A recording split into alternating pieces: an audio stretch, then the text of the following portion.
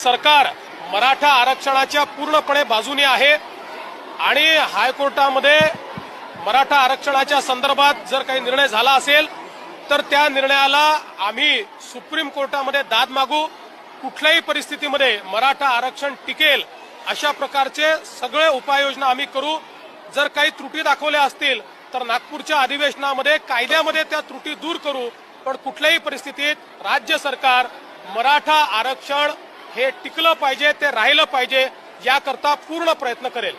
भारतीय जनता पक्षाचा DNA OBC आहे। भारतीय जनता पक्ष हा ओबीसींचा पक्ष आहे, ओबीसींच्या भरोशावर मोठा झालेला पक्ष आहे।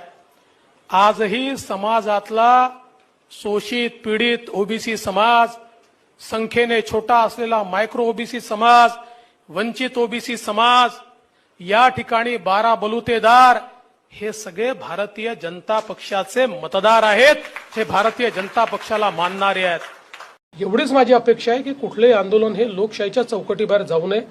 इथे तर माननीय उच्च न्यायालयाने चौकट आखून दिली आहे, त्यामुळे आता याची चौकट ही आमच्याही हातात नाही, ती उच्च न्यायालयाच्या हातात आहे। उच्च न्यायालयाने त्या संदर्भात काही नियम निकष तयार केले, त्या नियम निकषानुसार जर त्या ठिकाणी आंदोलन झालं तर आम्हाला काही अडचण नाही आहे।